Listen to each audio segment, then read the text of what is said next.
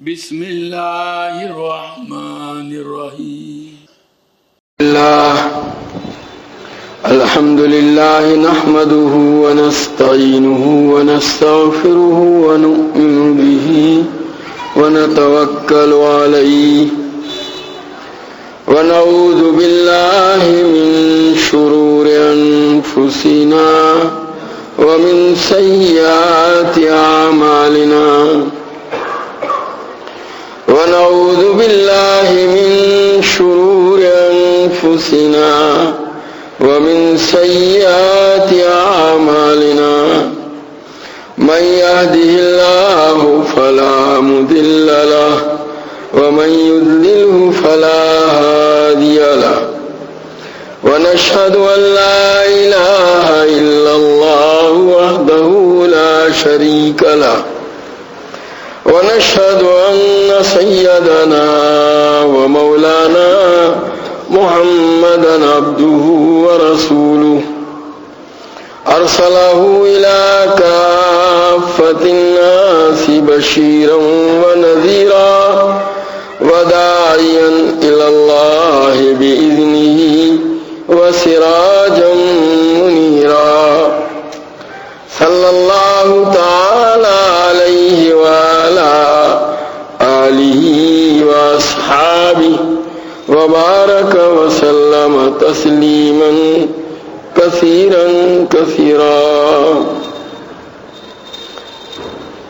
أما بعد فحدثنا محمد بن عبيد قال حدثنا عيسى بن يونس عن الأعمش قال حدثنا ثمامة بن عقبة قال سمعت الحارث بن سويد يقول قال عبد الله بن مسعود رضي الله تعالى عنه وعنهم إذا كان ولا أحدكم إمام يخاف تغدرسه أو ظلمه فليقل اللهم رب السماوات السبع ورب العرش العظيم كل لي جارا من فلان ابن فلان وأحزابه من خلائقك أن يفرط علي أحد منهم أو يطغى عز جارك وجل ثناؤك ولا إله إلا أنت. انہوں نے آج عنوان قائم کیا ہے باب اذا خاف السلطان. پچھلے کئی ابواب سے دعاؤں کا سلسلہ جاری ہے. اس باب میں امام بخاری رحمۃ اللہ علیہ ان دعاؤں کو پیش کرنا چاہتے ہیں کہ اگر کسی آدمی کو حاکم کی طرف سے ظلم اور زیادتی کا اندیشہ ہو تو اس سے حفاظت کے لیے کیا دعا پڑھنی چاہیے. انہوں نے اس سلسلے میں 3 روایتیں پیش کی ہیں. ویسے حضرت انس رضی اللہ تعالیٰ عنہ کی روایت اس سلسلے میں مختلف کتابوں میں آتی ہے اور حضرت شاہ عبدالحق صاحب محدث دہلوی رحمۃ اللہ علیہ نے علامہ سیوطی کی جمع الجوامع اور ابن عساکر کی تاریخ کے حوالے سے جو الفاظ اور کلمات حضرت انس رضی اللہ تعالیٰ عنہ کی دعا کے آئے ہیں ان کو ایک مستقل رسالے میں فارسی زبان میں شرح دعائے انس کے نام سے ترتیب دیا ہے اور اس پورے رسالے کا حضرت مولانا مفتی محمد یوسف صاحب لدھیانوی نور اللہ مرقدہ نے ترجمہ بھی کیا ہے اردو کے اندر. آج کل یہ دعا بہت سے لوگ چھپا کر کے شائع بھی کر رہے ہیں. بہرحال اس سلسلے میں نبی کریم صلی اللہ تعالی علیہ وسلم سے مختلف دعائیں مختلف الفاظ اور کلمات کے اندر آئی ہیں روایتوں میں. کوئی بھی ایک دعا آدمی اختیار کر لے وہ مقصد کے لیے کافی ہے. اس سے یہ بھی معلوم ہوا کہ ایسے مواقع پر آدمی دعا کرنے کے لیے اپنی طرف سے کوئی الفاظ سوچے اور مانگے، اس کے بجائے خود نبی کریم صلی اللہ تعالی علیہ وسلم نے اس سلسلے میں جن کلمات کے ذریعے سے ہمیں تعلیم دی ہے، تلقین فرمائی ہے، ان کو اختیار کرنا یہ زیادہ باعث برکت بھی ہے اور مؤثر اور بارآور بھی ہے۔ اس لیے اس قسم کی دعاؤں میں سے کوئی ایک دعا ضرور آدمی یاد کر لے اور اس کو صبح اور شام پڑھنے کا اہتمام کرے۔ حضرت انس والی دعا جس کا میں نے حوالہ ابھی دیا تھا، حضرت شاہ عبد الحق صاحب محدث دہلوی رحمۃ اللہ علیہ نے بڑے اہتمام سے اس کی شرح لکھ کر تاکید کی ہے کہ اس کو پڑھنے کا ہر مومن اہتمام کرے، خاص کر کے اس زمانے میں جو لوگ دین کا کام کرتے ہیں ان کو اس قسم کی چیزوں سے بہت زیادہ واسطہ پڑتا ہے، اور دوسرے جو حالات ہیں دور حاضر کے، ان حالات کی وجہ سے اس قسم کی صورتیں بہت ساری پیش آتی ہیں۔ تو ایسے موقع پر اگر آدمی نے اس کا معمول بنا رکھا ہے تو یہ گویا نبی کریم صلی اللہ تعالی علیہ وسلم کا عطا فرمودہ حرز ہے، آپ کی طرف سے گویا اپنی امت کو یہ چیز عطا کی گئی ہے، اس کا اہتمام باعث خیر و برکت ہے۔ حضرت انس رضی اللہ تعالیٰ عنہ کی وہ دعا ہمارے یہاں سورت میں بھی بہت سے احباب نے چھپوائی ہے، ملتی ہے، چھوٹی سائز پر بھی ہے۔ اگر یہ جو دعائیں ابھی آئیں گی ان کے الفاظ بھی کچھ اس سے ملتے جلتے ہیں، بہرحال اس کو جیب میں رکھ لیں، موقع پر پڑھ لیں۔ اس میں واقعہ بھی لکھا ہے کہ ایک مرتبہ حضرت انس رضی اللہ تعالیٰ عنہ حجاج ابن یوسف کے پاس بیٹھے ہوئے تھے۔ حجاج ابن یوسف یہ بڑا ظالم و جابر حکمران تھا، اور اس نے بہت سارے لوگوں کو ظلماً قتل کیا ہے۔ تو اس کے پاس بیٹھے ہوئے تھے، اس دوران حجاج کے سامنے اس کے گھوڑے جو تھے استبل کے وہ پیش کیے گئے، گزارے گئے۔ بولنے کے معاملے میں بھی وہ غیر محتاط تھا۔ اس نے حضرت انس رضی اللہ تعالیٰ عنہ سے کہا کہ ایسے شاندار گھوڑے کبھی تمہارے آقا کے پاس تم نے دیکھے؟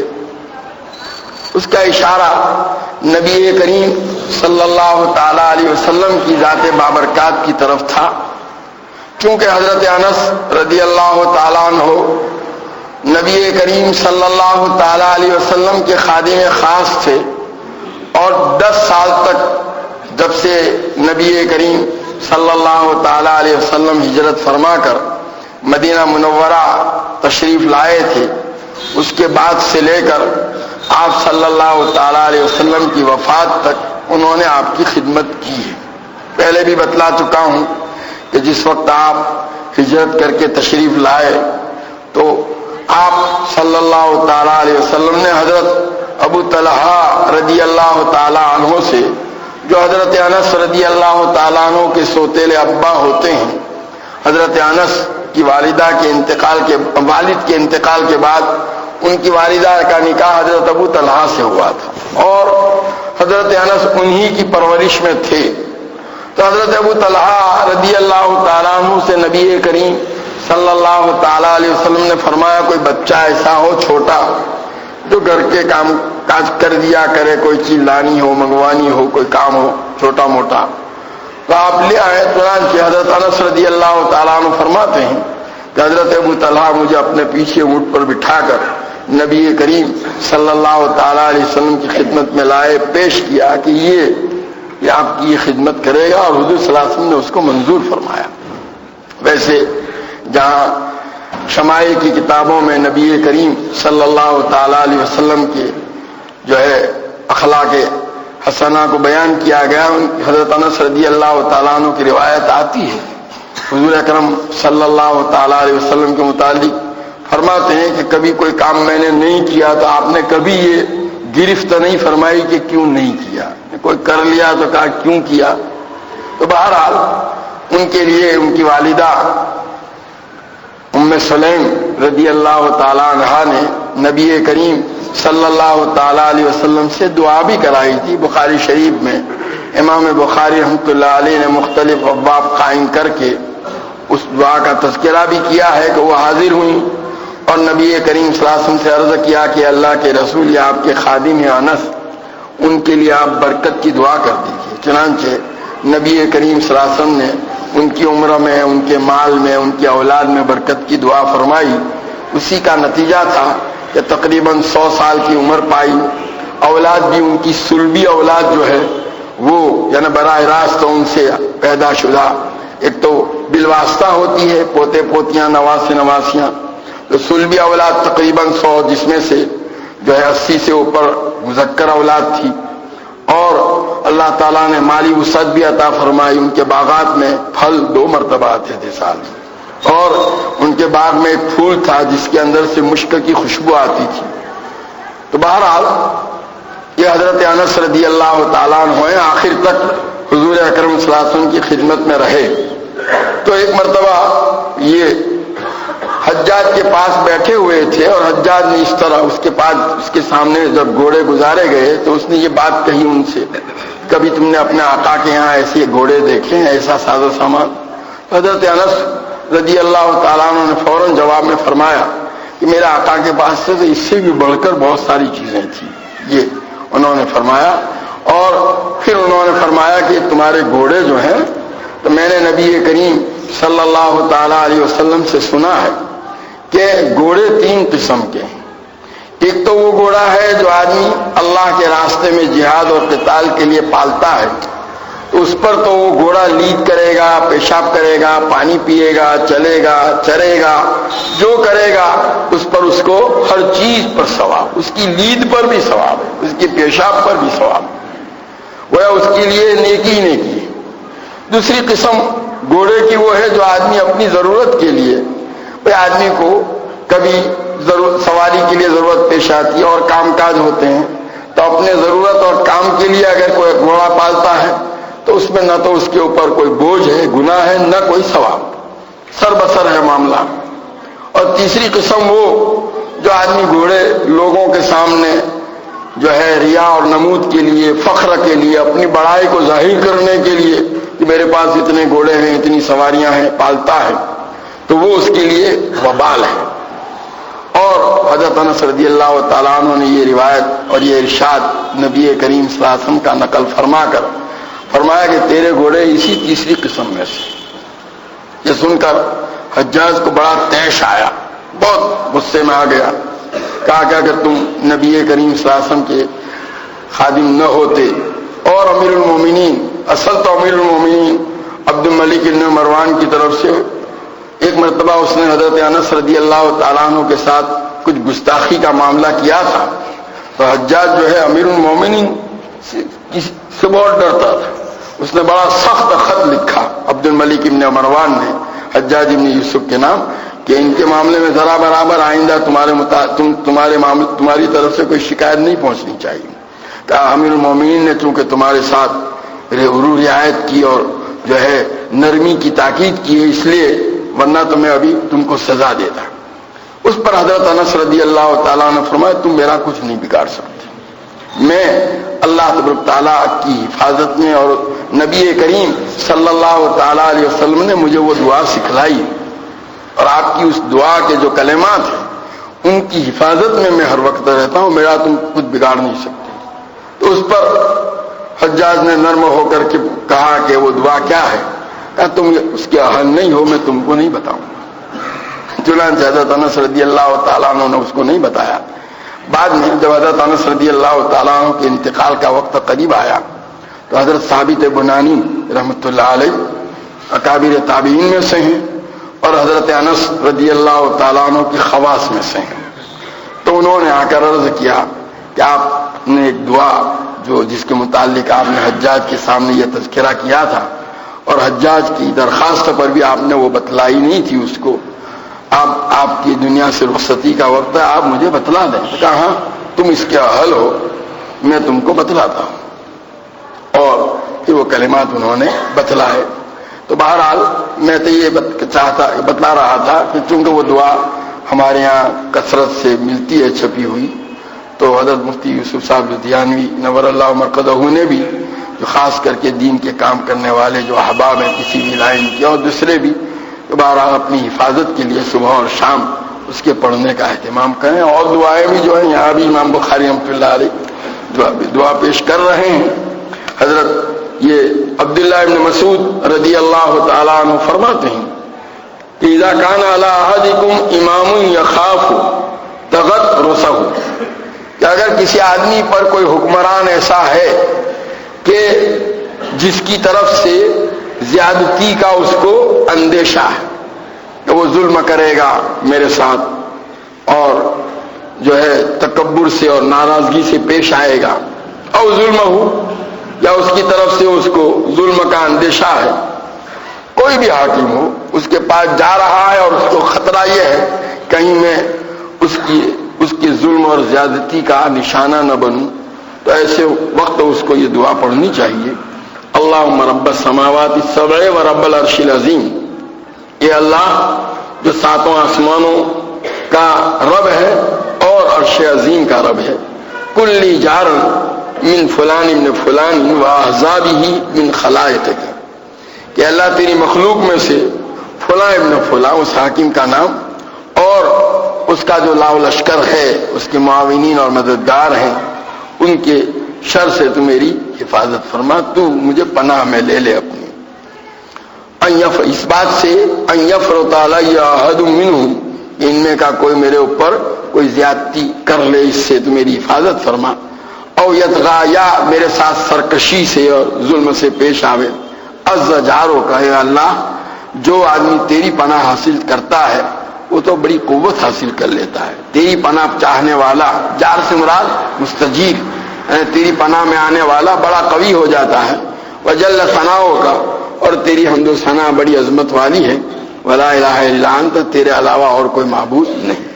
تو بہرحال ان کلمات کا حضرت شاہ عبدالحق صاحب محدث دہلوی رحمۃ اللہ نے لکھا ہے کہ اصل تو ان کلمات کے مضامین کا استحضار دل میں ہو اور اللہ تبارک تعالیٰ کی طرف توجہ ہو، اللہ تعالیٰ کی قوت اور اللہ تعالیٰ کی قدرت کو اپنے دل میں بٹھا کر کے اس مخلوق کی جو ہے کمزوری اور بے بسی کا تصور ہو اور اس کے ساتھ یہ دعا کرے تو انشاءاللہ وہ کوئی اس کو نقصان نہیں پہنچا سکے گا.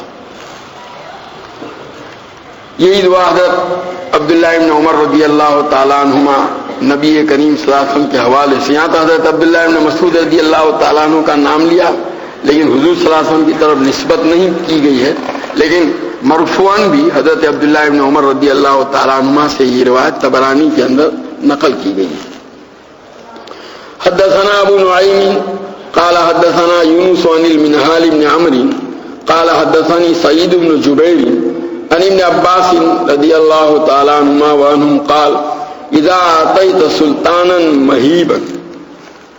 حضرت عبداللہ ابن عباس رضی اللہ تعالیٰ عنہ فرماتے ہیں کہ جب تم کسی ایسے حکمران کے پاس جو ہیبت ناک ہو، جس سے لوگ ڈرتے ہیں، پہنچو. تخاف ان یستو بک، اور تم کو یہ اندیشہ ہے کہ وہ تم پر زیادتی کرے گا اور ظلم سے پیش آئے گا. فقل، تو کہا اس وقت یہ دعا پڑھو، اللہ اکبر اللہ اعز من خلقہ جمیعا. اللہ تعالی بڑا ہے اپنی ساری مخلوق سے، اللہ اپنی تمام مخلوق سے زیادہ قوت والا ہے. اللہ اعز مما اخاف واحذر، اور میں جس چیز کا خطرہ اور ڈر محسوس کر رہا ہوں اللہ تعالیٰ ان تمام چیزوں سے زیادہ قوت والا ہے. واعوذ باللہ الذی لا الہ الا ھو، اور میں پناہ حاصل کرتا ہوں اس اللہ کی جس کے علاوہ کوئی عبادت کے لائق نہیں. الممسک السماوات السبع ان یقعن علی الارض الا باذنہ، جو ساتوں آسمانوں کو تھامے ہوئے ہیں کہ وہ زمین پر گرے. اللہ کے حکم سے یا آسمان گویا رکے ہوئے ہیں ورنہ زمین پر گر سکتے تھے، مگر یہ کہ اللہ کا حکم ہو. میں اس اللہ کی پناہ چاہتا ہوں. من شر عبدک فلان، تیرے اے اللہ تیرے فلاں بندے کے شر سے. وجنودہ واتباعہ واشیاءہ من الجن والانس، اور اس کا جو لشکر ہے اور اس کے جو پیروکار ہیں، اس کے ماتحت اور اس کے مددگار جتنے بھی ہیں، پورا اس کی ٹاپ چاہے وہ جنات میں سے ہو یا انسان میں سے. یہ حکمران ویسے جیسا کہ سنا ہے بزرگوں سے کہ یہ جنوں کا جو یہ ہے جنوں کی جماعت وہ بھی جو ہے تقویت میں رہتی ہے. اگر جو ہے ظالم اور کافر حکمران ہے تو جو کافر اور شریر جن ہوتے ہیں وہ اس کی مدد میں رہتے ہیں، اور اگر جو ہے وہ نیک اور صالح ہے مومن ہے تو مومنین جن کی مدد میں رہتے ہیں. اللہم کن لی جارا من شرہم، اے اللہ تو میرے لیے پناہ بن جا ان کے شر سے. جل ثناؤ کا، تیری حمد و ثنا بڑی عظمت والی ہے. وعز جاروں کا، اور تیری پناہ حاصل کرنے والا بڑا قوی ہو جاتا ہے. وتبارک اسمک کا، اور تیرا نام بڑا برکت والا ہے. ولا الہ غیرک کا، اور تیرے علاوہ اور کوئی عبادت کے لائق نہیں. ثلاث مرات اس دعا کو 3 مرتبہ پڑھ لیں. حدثنا موسیٰ قال حدثنا سکین بن عبد العزیز بن قیس قال خبرنی ابی ان ابن عباس رضی اللہ تعالی عنہما وعنہم حدثہ قال من نزل به هم او غم او کرب او خاف من سلطان فدعا بهؤلاء استجیب له.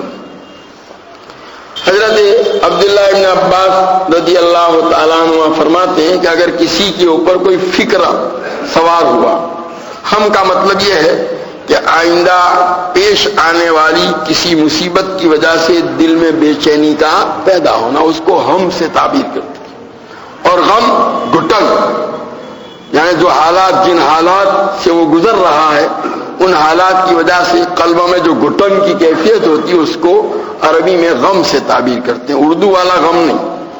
او کرب، یا تکلیف، بیماری ہے جسمانی یا ایسی ذہنی وغیرہ.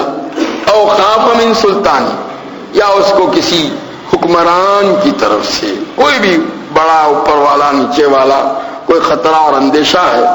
فدعا بہؤلاء، اگر وہ آنے والے کلمات سے دعا کرے گا تو استجیب لہ، اس کی دعا قبول کی جائے گی.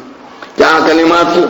اسألک بلا الہ الا انت رب السماوات السبع ورب العرش العظیم، کہ اللہ میں تجھ سے سوال کرتا ہوں تیرے اس کلمے کے واسطے سے لا الہ الا انت، تیرے علاوہ کوئی عبادت کے لائق نہیں، تو ہی ساتوں آسمانوں کا مالک اور عرش عظیم کا مالک ہے. واسألک بلا الہ الا انت، اور میں تجھ سے تیرے اسی کلمے کے واسطے سے سوال کرتا ہوں تیرے علاوہ کوئی معبود نہیں. رب السماوات السبع ورب العرش الکریم، کہ تو ساتوں آسمانوں کا مالک اور عرش کریم کا مالک ہے. واسألک بلا الہ الا انت رب السماوات السبع والارضین السبع وما فیہن، اور میں تجھ سے سوال کرتا ہوں اسی تیرے اس کلمے کے واسطے سے، یعنی تیرے علاوہ کوئی عبادت کے لائق نہیں، ساتوں آسمانوں اور ساتوں زمینوں کا تو مالک اور جو کچھ بھی ان میں ہے. انک علی کل شیء قدیر، تو ہر چیز پر قادر ہے. پہلے یہ کلمات کا ہے. ثم صل اللہ حاجتک، اس کے بعد پھر اللہ تعالیٰ سے اپنی حاجت مانگے تو اس کی وہ دعا قبول ہوگی. باب ما یدخر للداعی من الاجر والثواب، دعا کرنے والے کے لیے اللہ تعالیٰ کی طرف سے ثواب اور اجر جو لکھا جاتا ہے اور محفوظ رکھا جاتا ہے اس کو بیان کرتے ہیں. حدثنا اسحاق بن نصر قال حدثنا حماد بن اسامہ عن علی بن علی قال سمعت ابا المتوکل الناجی قال قال ابو سعید الخدری رضی اللہ تعالی عنہ عنہ عن النبی صلی اللہ تعالی علیہ وسلم ما من مسلم يدعو ليس باسم ولا بقطيعة رحم الا اعطاه احدى ثلاث، اما يعجل له دعوته وإما يدخرها له في الآخرة وإما يدفع عنه من السوء مثله. قال إذا نكثر، قال الله أكثر. یہ حضرت ابو سعید خدری رضی اللہ تعالی عنہ کی روایت ہے. نبی کریم صلی اللہ تعالی علیہ وسلم نے اس سلسلے میں دعا کے معاملے میں اصول بتلا دیا. دعا جیسا کہ آگے کے ابواب میں بھی آئے گا، اللہ تبارک و تعالیٰ کے یہاں دعا کی بڑی اہمیت ہے اور بڑا اونچا مقام ہے. آج ہمارے اس زمانے میں اس دعا کی طرف سے بہت زیادہ غفلت برتی جا رہی ہے۔ ویسے نبی کریم صلی اللہ تعالیٰ علیہ وسلم کی تعلیمات اگر ہم دیکھیں تو آپ صلی اللہ تعالیٰ علیہ وسلم نے تو دعا کے ذریعے سے بندے کا رشتہ اللہ تبارک و تعالیٰ کے ساتھ جوڑنے کی بڑی تاکید فرمائی، بلکہ دن رات کے مختلف اوقات میں، مختلف حالات میں، مختلف اعمال کے اندر موقع بموقع نبی کریم صلی اللہ تعالیٰ علیہ وسلم نے دعائیں بتلائی۔ گویا یہ بھی ذکر کا ایک طریقہ ہے۔ دعائیں، کچھ دعائیں وہ ہے بطور ذکر پڑھی جاتی ہیں، جیسے آپ قضاء حاجت کے لیے پڑھیں گے ہے دعا، لیکن وہ ایک ذکر کے طور پر ہے، اور بعض دعائیں حاجت مانگنے ہی کے لیے پڑھی جاتی ہیں۔ تو بہرحال اپنی حاجتیں اللہ تبارک تعالیٰ سے مانگنا، پہلے بھی میں بتلا چکا ہوں، اس زمانے میں عام طور پر جو مزاج ہے ہمارا وہ یہ ہے کہ ہم اپنی ضرورتوں کے اور حاجتوں اور پریشانیوں کے لیے جو مادی تدبیریں ہیں دنیاوی اعتبار سے اس کا بڑا اہتمام کرتے ہیں۔ کوئی معاملہ پیش آیا، فلاں تو اس کا کون پہچان والا ہے، اس کے ساتھ کس کا تعلق ہے، فلانے کا، اس کے پاس جائیں گے، اس کے ملیں گے، پھر یہ، اور اس کے لیے ہم جتنی بھی تدبیریں ظاہری اعتبار سے کر سکتے ہیں اس میں اپنی طرف سے کوئی کمی نہیں بلکہ کچھ اضافہ ہی ہوتا ہے۔ لیکن جو سب سے بڑی چیز ہے کہ ہر تدبیر میں، جیسا کہ پہلے بھی بتلایا جا چکا ہے، کہ تاثیر ڈالنا یہ اللہ تعالیٰ کا کام ہے، اس کے حکم سے۔ ہم 1000 تدبیریں کر لیں، اگر اللہ کا حکم نہیں ہے تو وہ کام ہونے والا نہیں، اور کوئی تدبیر نہ کریں، اللہ کا حکم ہے، اللہ کو منظور ہے تو وہ کام ہو جائے گا۔ اس لیے اصل چیز تو یہ ہے کہ جو بھی ہوتا ہے اللہ کے حکم سے ہوتا ہے، تو ضرورت اس کی تھی کہ ہماری پہلی توجہ اللہ تعالیٰ کی طرف ہو۔ نبی کریم صلی اللہ تعالیٰ علیہ وسلم بھی جہاں ظاہری کاموں کے اندر دنیاوی اسباب کا اہتمام فرماتے تھے، وہاں دعا کی طرف بھی خاص طور پر اہتمام ہوتا تھا آپ کا۔ غزوہ بدر کے موقع پر دیکھ لیجئے، جہاں نبی کریم صلی اللہ تعالیٰ علیہ وسلم نے حضرات صحابہ کو میدان جنگ میں دشمن کے مقابلے میں اتارا، سب بندی کرائی، اور اسی موقع پر آپ جو ہے اس جھونپڑے میں جو آپ کے لیے بنایا گیا تھا تشریف لے گئے، اور اللہ تعالیٰ کی طرف گریہ وزاری، رجوع اور انابت میں مشغول ہیں، اور بڑی بے کلی کے ساتھ، یہاں تک کہ حضرت ابو بکر رضی اللہ تعالیٰ عنہ کو یہ منظر دیکھ کر بے چینی سی آ گئی، اور پھر ایک وقت آیا کہ انہوں نے پیچھے سے نبی کریم صلی اللہ علیہ وسلم کو اپنی باہوں میں لے کر کے عرض کیا کہ اللہ کے رسول بس، اللہ تعالیٰ نے آپ کی دعا سن لی۔ تمہارا اسی طرح اور کعب بن اشرف کے قتل کا جو واقعہ پیش آیا تھا، اس موقع پر نبی کریم صلی اللہ تعالیٰ علیہ وسلم نے حضرات صحابہ 5 صحابہ کی جماعت بھیجی تھی۔ روایتوں میں ہے کہ وہ گئے، وہاں سے لے کر وہ واپس آئے رات کے آخری حصے میں، وہاں تک نبی کریم صلی اللہ علیہ وسلم اپنے مصلی پر تشریف فرما رہے اور دعا میں مشغول رہے۔ اس زمانے میں جو عام مزاج یہ بنتا جا رہا ہے کہ ہمارا سارا اعتماد اور بھروسہ جو ہے تدبیر، نتیجہ یہ ہوتا ہے کہ ہماری یہ ساری تدبیریں فیل ہو جاتی ہیں۔ ویسے بھی ان تدبیروں کے سلسلے میں شریعت کا حکم تو یہی ہے کہ ان تدبیروں کو انجام دیتے ہوئے دل میں اعتماد اور یقین اللہ تعالیٰ کی ذات پر ہونا چاہیے، تبھی ان تدبیروں کو اختیار کرنے کی بھی اجازت۔ اگر کوئی آدمی بیمار ہے، بیمار کا علاج معالجہ کتب فقہ میں عالمگیری میں لکھا ہے کہ علاج کرانے کے ساتھ دل میں یہ ہو کہ شفا اللہ، اگر یہ نہیں ہے، آپ کا ذہن یہ ہے کہ شفا اسی دوا ہی سے ملے گی، تو علاج کرانے کی اجازت نہیں دی گئی۔ تو بہرحال ہر کام میں تو میں یہ عرض کر رہا تھا کہ دعا کی طرف جو توجہ ہونی چاہیے وہ عام طور پر ہوتی نہیں ہے۔ زیادہ تر ہماری صلاحیتیں، ہماری کوششیں خالی ظاہری تدبیروں میں خرچ ہوتی ہیں، اور اللہ تبارک تعالیٰ کی طرف جس طرح دھیان دینا چاہیے، رجوع اور انابت ہونی چاہیے اور متوجہ ہونا چاہیے، وہ ہو پاتا نہیں ہے۔ اس لیے ضرورت ہے کہ اس کی طرف خاص۔ اب یہ دعا کے سلسلے میں نبی کریم صلی اللہ تعالیٰ علیہ وسلم نے ایک اصول بتلا دیا۔ بہت سے لوگ دعا کے معاملے میں یہ کہتے ہیں دعا قبول نہیں ہوتی۔ دوسری کوتاہی ہماری طرف سے دعا کے معاملے میں یہ ہوتی ہے کہ ہم دوسروں کے خدمت میں دعا کی درخواست کرنے کا جتنا اہتمام کرتے ہیں خود دعا مانگنے کا اہتمام نہیں کرتے۔ حالانکہ یہ ہے دوسرے سے دعا کی درخواست کی جائے گی اور ثابت ہے روایتوں سے، لیکن عام طور پر ہم اگر قرآن اور حدیث کا مطالعہ کرتے ہیں تو براہ راست ہمیں خطاب کیا جا رہا ہے کہ تم دعا کرو۔ بعض لوگ یہ سمجھتے ہیں میری کیا حیثیت ہے، میری کہاں دعا قبول ہوتی، یہ کہنا کیا مطلب؟ اللہ تبارک تعالیٰ تو شیطان کی بھی دعا قبول کر لیتے ہیں، اور وہ بھی عین اس وقت جس وقت اس نے اللہ تبارک تعالیٰ کے حکم کی خلاف ورزی کی اور اللہ تعالیٰ اس کے سامنے اپنی ناراضگی کا اظہار فرما رہے ہیں، اپنی بارگاہ سے مردود کر رہے ہیں، عین اس وقت وہ کہہ رہا ہے رب انظرنی الی یوم یبعثون، اور دعا بھی کیسی زبردست مانگی ہے، اتنا بڑا مطالبہ اللہ تعالیٰ نے فوراً منظور کر دیا۔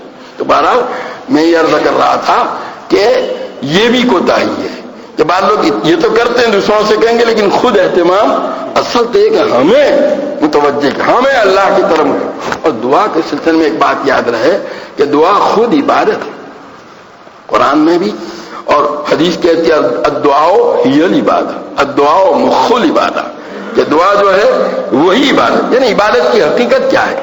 آدمی کا اللہ تبارک تعالیٰ کے سامنے تضرع و زاری، اللہ کے سامنے اپنی بے بسی کو ظاہر کرنا، اظہار، وہ عبادت کے ذریعے جس طرح ہوتا ہے یہ چیز پورے طور پر علی وجہ الکمال دعا کے اندر ہوتی ہے۔ اس لیے دعا جو ہے اس کی بڑی اہمیت ہے، اس کی طرف توجہ کرنے کی ضرورت ہے، اس کا اہتمام باقاعدہ۔ اب میں جیسا پہلے ہی کسی موقع پر عرض کیا تھا کہ اپنے 24 گھنٹوں میں سے کچھ وقت جو ہے کم سے کم 10 منٹ وہاں جہاں مسنون دعاؤں کا اہتمام ہو اور جو مسنون دعاؤں کے وظیفے وہ ہوں، وہیں ایک الگ سے 10 منٹ فارغ کر کے اپنی روزمرہ کی ضرورتوں کے لیے، اپنے جو اہل خاندان ہیں اعزاء اقارب ان کی، اپنے دوست اور احباب، امت مسلمہ کی روزمرہ کے جو حالات ہیں یہ ان کے لیے بھی دعاؤں کا اہتمام ہو تو اس سے بڑی برکات ہے۔ اب یہ ہے کہ بعض مرتبہ آدمی کو یہ خیال آتا ہے کہ میں نے دعا مانگی لیکن اس کا کوئی اثر ظاہر نہیں ہوتا، تو یہ نبی کریم صلی اللہ علیہ وسلم کا ارشاد ما من مسلمین یدعو، کہ جو مسلمان دعا کرتا ہے لیس باسم ولا بقطیعۃ رحم، بشرطے کہ اس کی وہ دعا کسی گناہ کے کام کے لیے نہ ہو، یا قطع رحمی رشتہ داری ختم کرنے کی، یعنی ایسی کوئی بات نہ مانگ رہا ہو جس سے رشتہ داری کے حقوق ضائع ہوتے ہیں، تو اللہ آتا ہو احدی ثلاث، تو اللہ تبارک تعالیٰ 3 باتوں میں سے ایک بات اس کو عطا فرماتے ہیں۔ اما یعجل له دعوتہ، یا تو اللہ تعالیٰ دنیا ہی میں اس کی اس دعا کے اثر کو ظاہر، جو چیز مانگی وہ دے دیتے ہیں، اس میں بھی ضروری نہیں کہ اسی دن مل جاوے۔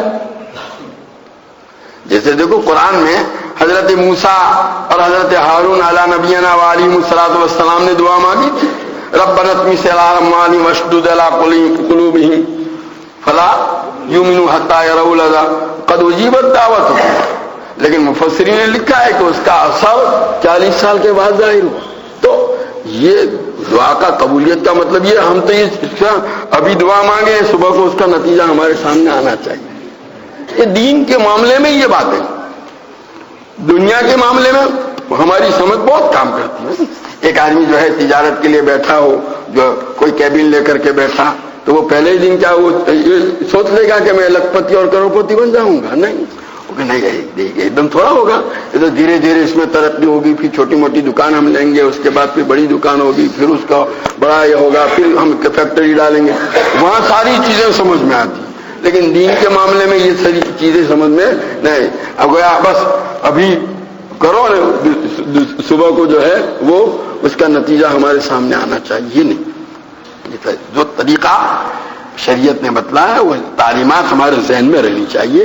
تو حضور صلی اللہ علیہ وسلم فرماتے ہیں یا تو اس کا نتیجہ ظاہر ہو جائے گا، وہ کل ہی ظاہر ہونا ضروری ہے، وہ اللہ تعالیٰ کے یہاں اس کے لیے جو مناسب وقت۔ حضرت شیخ نور اللہ مرقدہ نے لکھا ہے فضائل رمضان کے اندر کہ ہم لوگ اپنی ناسمجھی اور ناعاقبت اندیشی کی وجہ سے بہت سی چیزیں ایسی مانگ لیتے ہیں جو ہمارے لیے جو ہے کام کی ہوتی یا مضر ہوتی۔ جیسے ایک چھوٹا بچہ جو ہے ابا کو یوں کہے کہ مجھے جو ہے رائفل لا دو، اب کہا ٹھیک ہے لا دیں گے. کب لا دے گا؟ کل لا دے گا؟ نہیں، بڑا ہوگا اور اس کی چلانے کی صلاحیت پیدا ہوگی اور اس کو وہ لائق سمجھا جائے گا تو مجھے فلانی چیز، تو کار لا دو، ابھی 5 سال کا بچہ ہے کہ مجھے کار دلا دو، کیا کہے گا ابا؟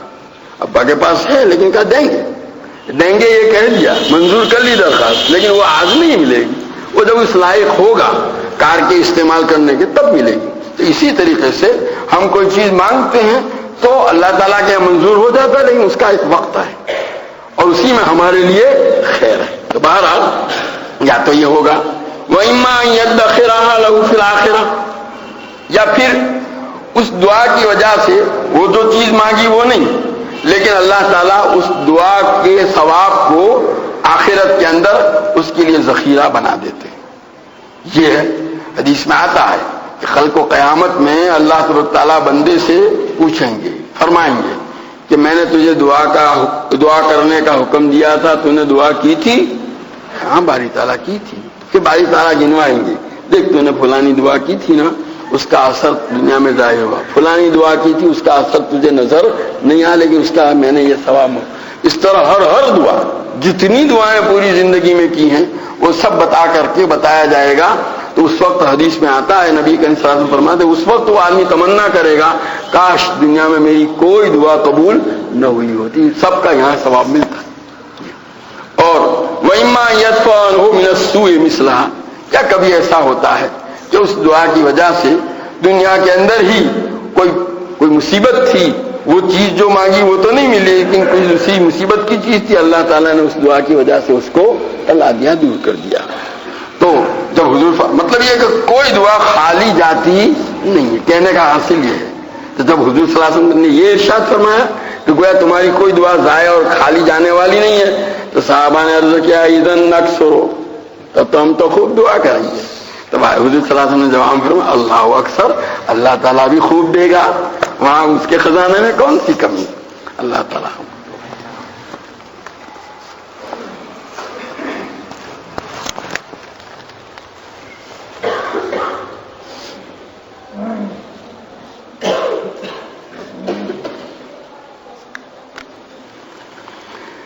ہمارا بچہ اسکول کی پڑھائی سے تھوڑا ویک ہے اور ٹیوشن کے ٹائم ایکسس نہیں ہونے کی وجہ سے کیا ہم مدرسہ کے استاد کو گھر پہ پڑھانے کے لیے بلا سکتے ہیں؟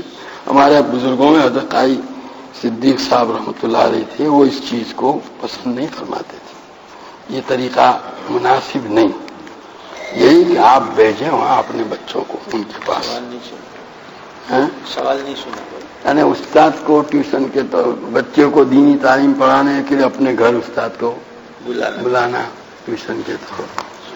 حضرت کے ملفوظات میں حضرت نے اس پر تفصیلی کلام کیا ہے کہ شرعی جواز اور عدم جواز سے بحث نہیں، لیکن یہ چیز مناسب نہیں اہل علم کے لیے بھی اور وہ ان کے لیے بچے کے لیے بھی. بچہ کیا سمجھے گا، اس کو تابع سمجھے گا.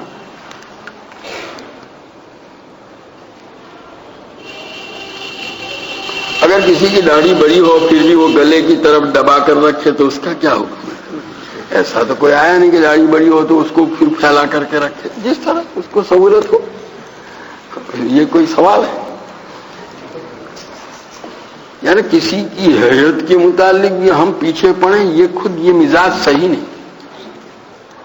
وہ ٹوپی ایسی کیوں رکھتا ہے، وہ کرتا اس کا ایسا کیوں ہے، اس کی داڑھی اس طرح اندر کو جو گئی ہوئی کیوں ہے، باہر کو نکلی ہوئی کیوں ہے، یہ کیا، یہ فضول بات ہے. شریعت اس کو پسند، یہ تو اس کا مطلب ہے کہ آپ لوگوں کی یہ جو ظاہری حیت ہے اس میں بھی جو شرعی اعتبار سے کوئی ناجائز کام نہیں اس میں بھی آپ کو اشکالات ہوتے رہتے ہیں. یہ مزاج آدمی کو دینی اعتبار سے فاسد کر دیتا ہے. اپنے آپ کو ان لغویات سے بچاؤ. اپنی ذات میں ہمارے لیے کیا کمی ہے، ہم اپنے حالات کو بار بار دیکھتے رہیں، اس میں جو اصلاح کی ضرورت کرتے رہیں. باقی اس طرح فلانا ایسا کرتا ہے، فلانا کوئی ناجائز کام کرتا ہے تو آپ سلیقے سے اس کو بتا دیجیے. لیکن اس طرح کی چیزیں ہیں کوئی ایسی نہیں. یہ ہمارے زمانے کا سب سے بڑا عالمیہ یہ ہے، اس سے بچنے کی ضرورت ہے. میں جبہ پہنتا ہوں، بعض عالموں نے مجھ سے کہا کہ یہ یہودیوں کا لباس ہے. آپ سے گزارش ہے کہ سنت شریعت کی روشنی میں اور وہ جو جنہوں نے کہا ہے پہلے ان سے دلیل لاؤ، اس کے بعد ہم آپ کو بتائیں گے. શું મોહરમનું શરબત પીવાય? یہ تو بدعت ہے. اس کو جو ہے کہ قبیل بدعت آپ پیئیں گے تو گویا آپ اس کی ترویج میں مدد کر رہے ہیں. تو جس کا બનાના દુરસ્ત નહીં કરના તો اس طرح اس کو استعمال کرنا. અને જે રસ્તામાં મટકા મૂકેલા کہ તેનાથી પાણી પીવાય اس کے اندر بھی یہی کہ اگر آپ کے اس طرح کرنے سے اس کو فروغ ملتا ہے تو اس سے اپنے آپ کو بچانے کی ضرورت. اور روزانی فضیلت, ہاں یہ عاشورہ ہے نا 10ویں محرم کا روزہ جو ہے اس کی فضیلت ہے.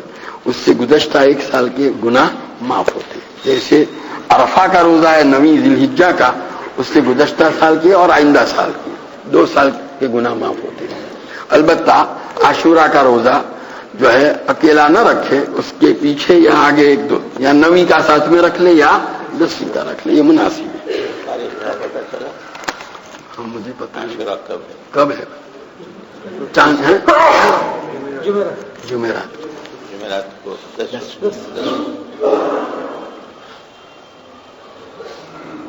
اگر کسی آدمی نے 5 یا 6 مرتبہ قسم کھائی کہ وہ جھوٹ نہیں بولے گا, پھر اگر جھوٹ بولا تو اس کا کیا حکم ہے؟ اس کو 6 مرتبہ کھائیے تو 6 کفارے واجب ہوں گے. بلکہ قسم کھانے بھی عربی میں لکھا ہے کہ واللہ والعلیم والحکیم واو کے ساتھ لایا 3 مرتبہ, تو یہ 3 قسم کے حکم میں اور 3 کفارے واجب ہوں گے. یہاں تو الگ الگ مرتبہ کھائی ہے تو 6 مرتبہ قسم کھائی اور اس کے بعد میں 1 مرتبہ جھوٹ بولا تو وہ 6 قسمیں ٹوٹی, اس کے 6 کفارے اس کو دینے پڑیں گے. ایسا سننے میں آیا ہے کہ حکیمی اور یونانی دوا کے اندر افیون کا استعمال ہوتا ہے تو اس کا کیا حکم ہے؟ بھائی آپ پہلے تحقیق سے بات معلوم کر لیجئے کہ کیا ہے کون سی دوا میں. جیسے ہر حکیمی اور ہر یونانی دوا کے اندر افیون, یہ تو غلط. جو لوگ یونانی طریقے علاج سے واقف ہیں وہ اس کی تردید کریں گے. اس لیے یہ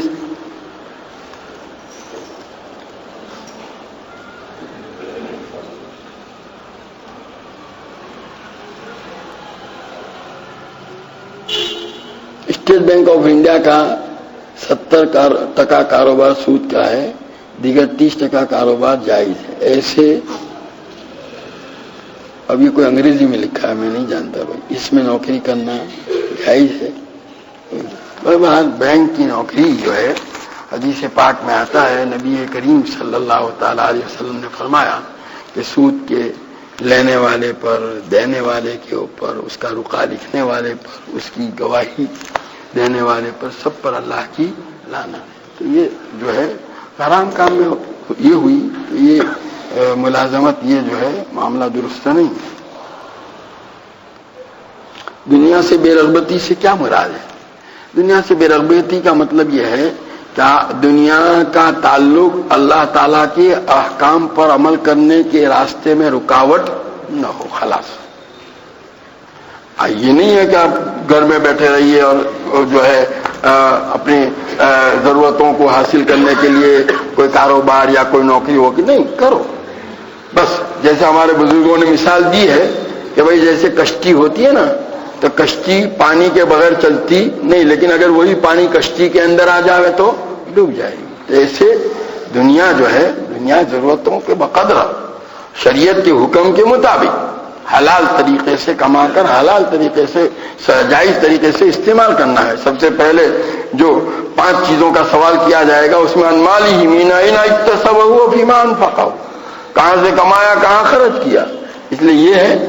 باقی اب یہ ہے کہ اس کا مطلب یہ نہیں کہ کچھ ہاتھ ہی نہ لگائے, تو ضرورت اللہ تعالیٰ نے الدنیا کلھا متاع, متاع یعنی ایسی چیز جس کے بغیر کام چلتا نہ ہو, لیکن ہے بے قیمت.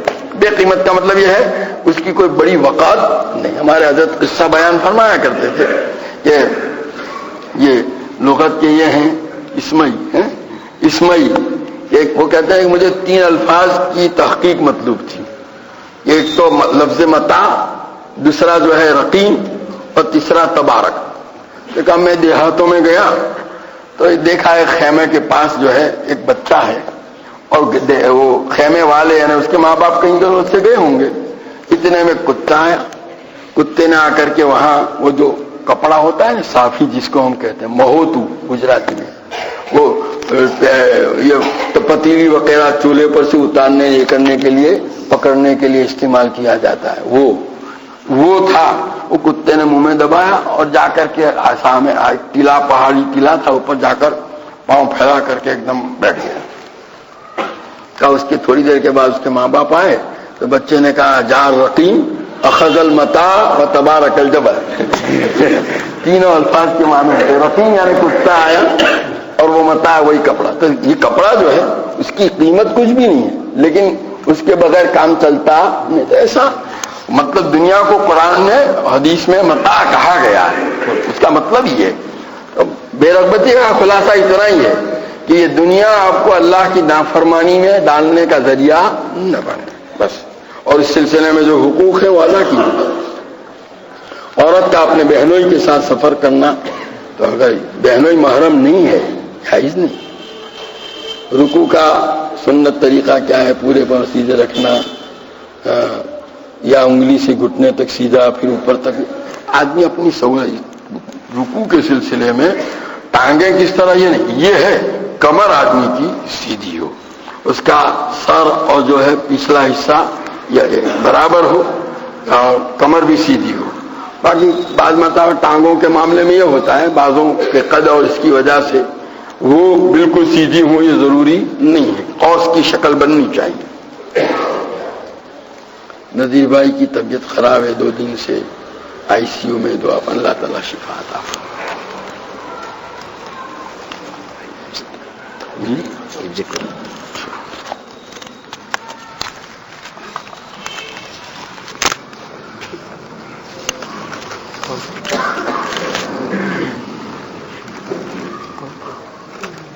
أعوذ بالله من الشيطان الرجيم.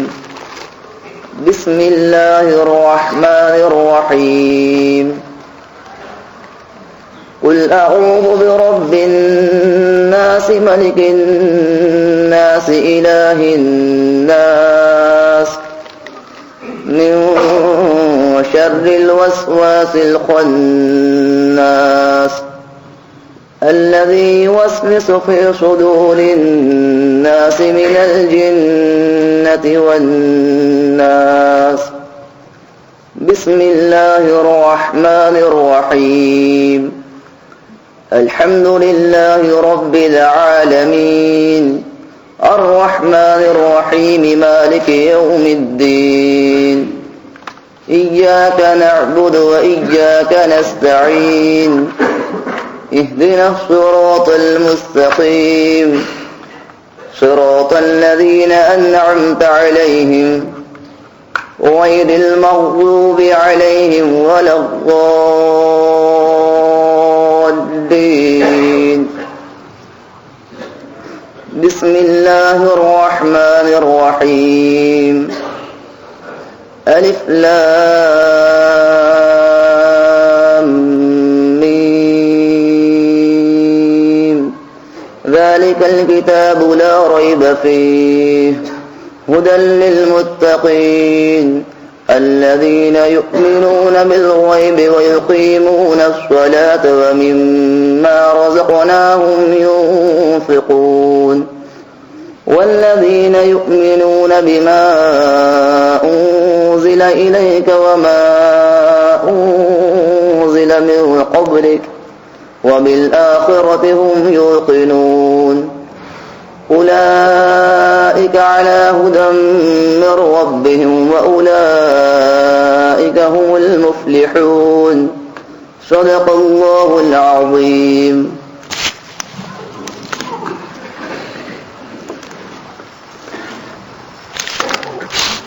سبحانك اللهم وبحمدك وتبارك اسمك وتعالى جدك ولا اله غيرك. اللهم صل وسلم وبارك على سيدنا ومولانا محمد وعلى ال سيدنا ومولانا محمد كما تحب وترضى بعدد ما تحب وترضى. ربنا ظلمنا انفسنا وان لم تغفر لنا وترحمنا لنكونن من الخاسرين. ربنا اغفر لنا ذنوبنا وإسرافنا في أمرنا وثبت أقدامنا وانصرنا على القوم الكافرين. ربنا لا تزغ قلوبنا بعد بعد إذ هديتنا وهب لنا من لدنك رحمة إنك أنت الوهاب ربنا إنك جامع الناس ليوم لا ريب فيه إنك لا تخلف الميعاد ربنا آتنا في الدنيا حسنة وفي الآخرة حسنة وقنا عذاب النار ربنا هب لنا من أزواجنا وذرياتنا قرة أعين واجعلنا للمتقين إماما اللهم حبب إلينا الإيمان وزينه في قلوبنا وكره إلينا الكفر والفسوق والعصيان واجعلنا من الراشدين اللهم آت نفوسنا تقواها وزكها أنت خير من زكاها أنت وليها ومولاها اے اللہ ہمارے گناہوں کو معاف فرما ہماری خطاؤں سے درگزر فرما ہمارے والدین ہمارے بھائی بہن عزیزہ اور اقارب اساتذہ اور مشائخ دوست اور احباب محسنین و مخلصین و محبین اور جنہوں نے دعاؤں کے لیے کہا لکھا کہ ان سے دعاؤں کی توقع اور امید رکھتے ہوئے تمام مومنین و مومنات مسلمین و مسلمات پوری امت محمدیہ کی مغفرت فرما ہمارے چھوٹے بڑے ظاہر مشکلات کے پچھلے سارے گناہوں کو معاف فرما ہماری سیئات و حسنات کو مبدل فرما اے اللہ تیری مرضیات پر ہمیں زیادہ سے زیادہ صلاحیت تیری نامرضیات سے ہماری پوری حفاظت فرما نبی کریم صلی اللہ علیہ وسلم کے طریقوں سنتوں کو اپنی زندگی کے ہر شعبے میں جاری کرنے اور اپنانے کی ہمیں توفیق و سعادت عطا فرما نفس اور شیطان کی شرارتوں سے ہماری پوری حفاظت فرما اے اللہ تمام رسائل سے ہم کو پاک اور صاف فرما کر محاسن اخلاق کو مزین فرما تیری معرفت و محبت کے انوار سے ہمارے دل کو منور فرما تیری یاد سے ہمارے دلوں کو آباد فرما دوا میں ذکر و دوا میں تعاق کے ہمیں توفیق عطا فرما ہمیں ہمارے اہل و عیال اور تمام اہل تعلق کو صحت قوت عافیت سلامتی دنیا آخرت کی بھلائیوں سے ملامت فرما ہماری تمام ضروریات کی اپنے خزانے غیب سے حالت فرما ہمیں کسی کا محتاج دستگیر نہ بنا ہماری روزیوں میں برکت و عطا فرما اے اللہ تو ہماری اولادوں کو علوم نافعہ ہمارے صالح اخلاق فاضلات سے ملامت فرما برے اخلاق برے کردار و رفتار برے عادات و اخباروں کی صحبتوں اور برے ماحول کے اثرات سے اللہ کو اپنی شان ربوبیت سے اے اللہ کو ان کی طبیعت بنا کر ان کو ہماری آنکھوں کی ٹھنڈک دلوں کا سرور ہمارے لیے صدقہ جاریہ اور ہماری امیدوں سے بڑھ کر کے بنا ہمارے بیماروں کو صحت کاملہ عاجلہ مستمرہ عطا فرما مقروضوں کی قرضوں کی ادائیگی کی شکلیں پیدا فرما پریشان حالوں کی پریشانیوں میں دور فرما حاجت مندوں کی حاجتیں پوری فرما قید و بند میں محبوسوں کو رہائی نصیب فرما مقدمات میں محفوظوں کو بری فرما میں گرفتار ہے اے اللہ اس سے نجات عطا فرما اے اللہ ابھی جس بچے نے حفظ قرآن کی تکمیل کی ہے اے اللہ ان کو قبول فرما جس طرح اس کے سینے کو قرآن کے الفاظ سے تم نے مزین فرمایا اے اللہ اسی طرح قرآن علوم و معارف سے بھی اس کو ملامات فرما قرآن اعمال صالحہ کا اہتمام فرما قرآن اخلاق فاضلہ سے اس کو مزین فرما دن اور رات میں مختلف اوقات میں اے اللہ کثرت سے قرآن پاک کی تلاوت کر کے